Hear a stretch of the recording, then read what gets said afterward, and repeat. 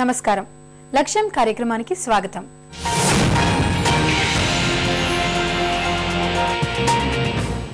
Group 1 లో విజేతగా నిలిచే క్రమంలో చివరి ఘట్టం మౌఖిక పరీక్ష. ఏపీపీఎస్సీ ప్రధాన పరీక్షలో ఎంపికైన అభ్యర్థులను మౌఖికంగా పరీక్షించనుంది. ఈ నెల 28 నుంచి మార్చి 22 వరకు ఈ పరీక్షలు జరుగుతాయి.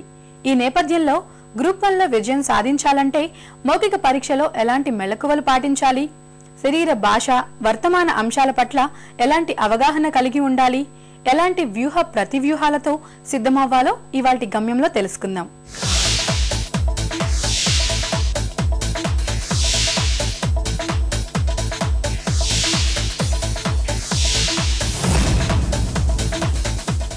రాష్ట్ర స్థాయిలో అత్యున్నత సర్వీసులైన గ్రూప్ 1 సర్వీసులకి ఇంటర్వ్యూలు ప్రారంభమవుతున్నాయి.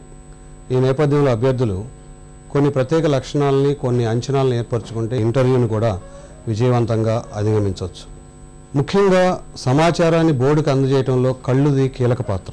ప్రశ్న అడిగిన మెంబర్కి సూటిగా చూస్తూ సమాధానం చెప్పడం, సందర్భోచితంగా ఇతర మెంబర్లతో కూడా సమాధానం చెబుతూనే కళ్ళతో పలకరించడం, దానితో పాటు సమాధానం చెప్తూ ఉన్నప్పుడు కంటిరెప్పలు ఆర్పుతూ చెప్పిన విషయాన్ని ఒత్తిడి చేసి చెప్పటము, అదేవిధంగా తలని పైనుంచి కిందకి సందర్భోచితంగా ఊపటము, అదేవిధంగా పెదాల కదలిక కూడా చాలా స్పష్టమైనటువంటి సమాచారాన్ని బోర్డుకి అందజేస్తుంది.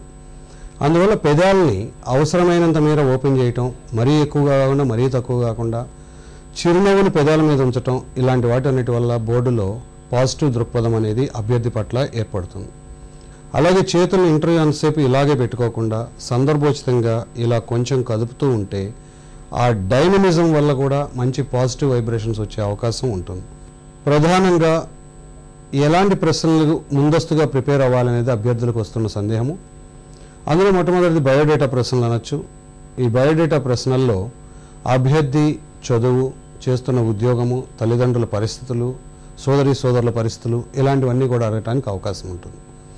సపోజ్ ఒక ఐఐటి ఖరగ్పూర్ గౌతమి అభ్యర్థి ఒక అతను వస్తే అలాంటి ప్రెస్టీజియస్ క్వాలిఫికేషన్ కలిగి ఉండి గ్రూప్ 1కి ఎందుకు వస్తున్నారు అనే ప్రశ్న అడగటం సహజమైనటువంటి విషయమే. అదేవిధంగా అభ్యర్థి ఉన్నటువంటి ఉద్యోగాల్లో ఏది ముందు పెట్టాడు, ఏది తర్వాత ఛాయిస్ ఇచ్చాడు అనే దాని మీద కూడా బోర్డు తరచూ దృష్టి సారిస్తూ ఉంటుంది.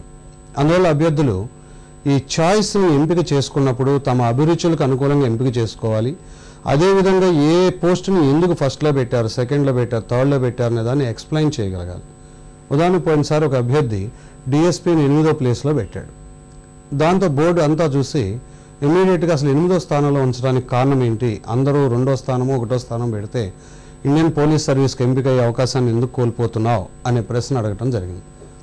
అదేవిధంగా ఒక న్యూరో సర్జన్ ఈ గ్రూప్ 1 రాసి ఇంటర్వ్యూకి సెలెక్ట్ అయినప్పుడు కూడా అతనికి మొత్తం సంబంధిత అంశాలన్నీ న్యూరాలజీ సంబంధిత ప్రశ్నలు అడిగి, ఇలాంటి న్యూరాలజీకి ఎక్కువ అమెరికా లాంటి దేశాల్లో విపరీతమైనటువంటి చెల్లింపులు ఉన్నాయి, దానికి గుర్తింపు ఉంది.